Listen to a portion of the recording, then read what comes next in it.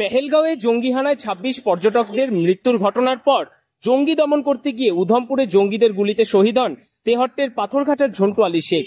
সেই ঘটনায় ভারতীয় সেনা বদলা নেবে বারবার, এমনই দাবি ভারতীয় সেনায় কর্মরত শহীদ ঝন্টু আলী শেখের দাদা রফিকুল শেখের। গতকাল পাকিস্তানি জঙ্গি ঘাঁটি গুড়িয়ে দিয়েছে ভারতীয় সেনা। সেই ঘটনায় খুশি, এমনটাই প্রতিক্রিয়া শহীদ আলী শেখের দাদার।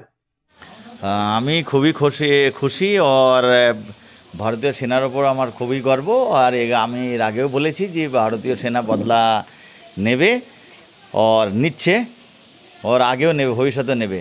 হ্যাঁ, সেইটা আজকে সত্যি হলো আর আমি খুবই খুশি। আজকে আমার যে ভাই সদ্য শহীদ হয়েছেন, আমি এইটাই তার বদলা হিসাবে বলবো।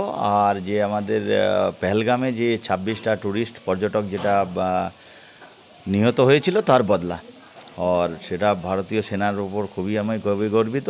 और ভারতীয় সরকারের উপরে যেটা বদলা নিয়েছে তার জন্য আমার খুবই খুশি।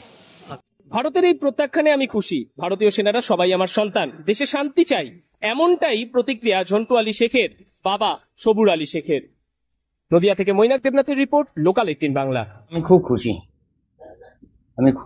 মানে আমাদের দেশে যে সেনা আছে যোগ্য জবাব দিয়েছে, তারা আমার সন্তান। আমি যে খুব গর্বিত, মানে খুব ভালো আমার লাগছে। পুরো দেশ শান্তি থাক, এটাই আমরা চাই। মানে গোটা ভারতবর্ষে যে সেনারা আছে সবই তো আমার ছেলে বলে, সব আমার ছেলে। ওরা উপরওয়ালা তাদের হেফাজত করুক, তারা ভালো থাক, সুস্থ থাক, এটা চাই।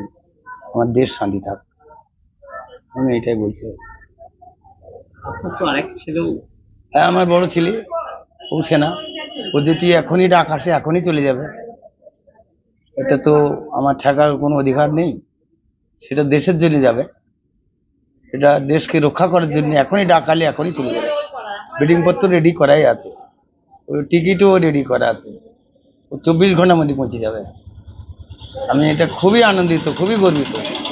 আমি চাই আমার দেশ শান্তি থাক, আমার ছেলেরা যে যত সেনা আছে তারা সময় ভালো থাক, সুস্থ থাক, তাদের যেন কোনো বিপদ আপদ থেকে উপরওয়ালা যেন তাদের রক্ষা করে, আমি এটাই বলতে চাই।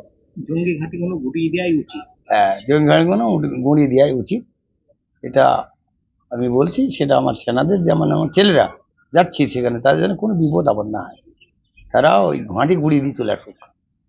এটা আমার বড় আশীর্বাদ দোয়া থাকলো। আমার ছেলেরা যাবে, তার জন্য কোনো আঘাত না হয়, গুঁড়িয়ে দিয়ে চলে আসুক।